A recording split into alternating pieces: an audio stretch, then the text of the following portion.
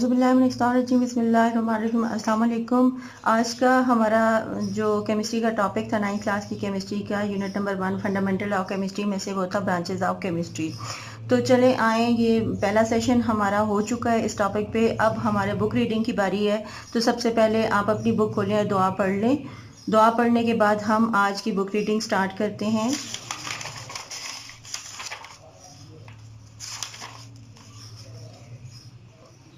Page number 4 आज का topic है branches of chemistry. The field of chemistry is very vast to cover all the areas of chemistry it is divided into different branches. तो चूंकि बहुत vast area है तो आप इसको कवर करने के लिए हम इसको डिफरेंट जो है ब्रांचेस में डिवाइड करते हैं। तो आपको 1 2 3 4 5 6 7 8 ब्रांचेस दी हुई हैं। अगरचे केमिस्ट्री की बहुत ही वास्ट एरिया और इसी लिहाज से इसकी ब्रांचेस भी बहुत ज़्यादा हैं। तो बेसिकली 5 ब्रांचेस हैं और बाकी इसके सब ग्रुप्स में आ जाता है। तो बेसिक जो ब्रांचेस हैं वो physical chemistry, organic chemistry, inorganic chemistry, analytical chemistry और बायो केमिस्ट्री हैं। ये जो केमिस्ट्री आती है industrial chemistry, nuclear chemistry, environmental chemistry, ये सारी केमिस्ट्री जो होती हैं उनके सब ग्रुप्स में आ जाती हैं। बहरहाल आपकी बुक में 8 इसकी ब्रांचेस दी हुई हैं। तो पहली है physical chemistry, concern with the relationship between the physical properties of substance along with the chemical changes in them. Physical chemistry क्या है? फिजिकल केमिस्ट्री तो जैसा कि आपको पता है कि स्टडी ऑफ मैटर है। तो जब हम किसी भी मैटर को स्टडी करते हैं तो उसमें जब केमिकल चेंजेस आती हैं, केमिकल चेंजेस को हम पढ़ते हैं, तो उसके साथ केमिकल चेंजेस के साथ साथ जब उनकी फिजिकल प्रॉपर्टीज़ को चेंज हो जाते हैं, उनको स्टडी किया जाता है, तो उसको फिजिकल केमिस्ट्री कहते हैं। यहाँ पे ज़्यादातर फिजिक्स और मैथ का इस्तेमाल होता है इनकी फिजिकल प्रॉपर्टीज़ को चेंजेस को समझने के लिए। दूसरी ब्रांच है organic chemistry, study of those compounds which contain carbon and hydrogen called hydrocarbons and their derivatives। तो ऑर्गेनिक केमिस्ट्री में उन कंपाउंड्स की स्टडी की जाती है जिनमें से जो के कंपाउंड मिलकर बने होते हैं किन चीज़ों से? कार्बन से और हाइड्रोजन से। क्योंकि इनमें सिर्फ कार्बन और हाइड्रोजन जो है वो मेन एलिमेंट्स होते हैं, इसलिए इनको हाइड्रोकार्बन्स कहते हैं।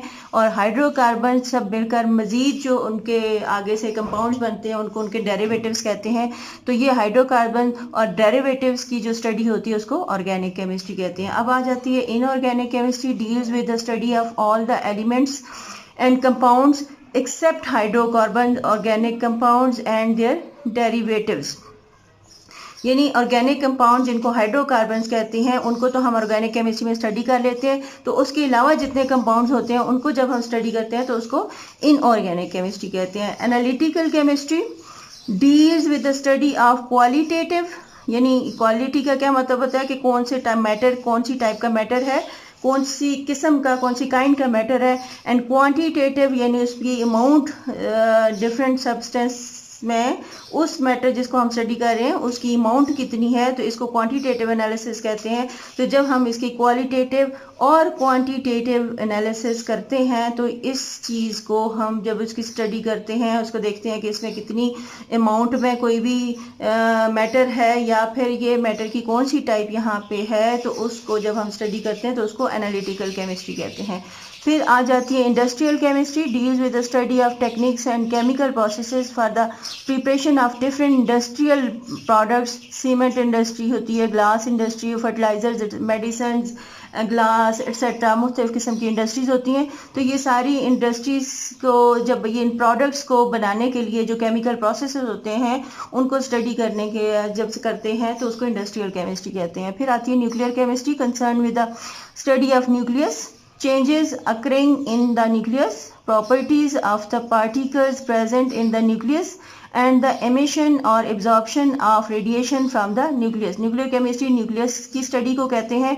वो ऐसा न्यूक्लियस जिसमें बतदरीज एनर्जी या तो एब्जॉर्ब हो रही होती है या फिर वो रेडिएट कर रहा होता है, तो उसको रेडियो एक्टिव एलिमेंट कहते हैं। तो रेडियो एक्टिव एलिमेंट से जो न्यूक्लियस के अंदर जो पार्टिकल्स होते हैं, प्रोटॉन और न्यूट्रॉन होते हैं, तो उनके पार्टिकल्स को स्टडी करना, यानी प्रोटॉन और न्यूट्रॉन की प्रॉपर्टीज़ को स्टडी करना, और उस न्यूक्लियस से जो एनर्जी एमिट हो रही थी या एब्जॉर्प्शन हो रही होती है उसको स्टडी करने को न्यूक्लियर केमिस्ट्री कहते हैं। फिर आती है biochemistry, concerned with the study of synthesis, composition, decomposition and chemical reaction of substances which take place in the living organism.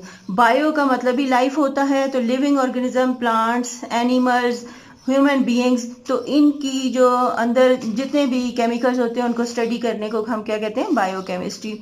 फिर इन्वायरमेंटल केमिस्ट्री आती है, concern with the interaction of chemical substances processes with the environment and there impact on it. क्या होता है कि ये chemical substance जितने भी इन्वायरमेंट में मौजूद होते हैं या उनमें जो भी प्रोसेस हो रहे होते हैं उनको स्टडी करना, उनके एनवायरनमेंट पे जो इफेक्ट करते हैं उसको एनवायरमेंटल केमिस्ट्री बोलते हैं.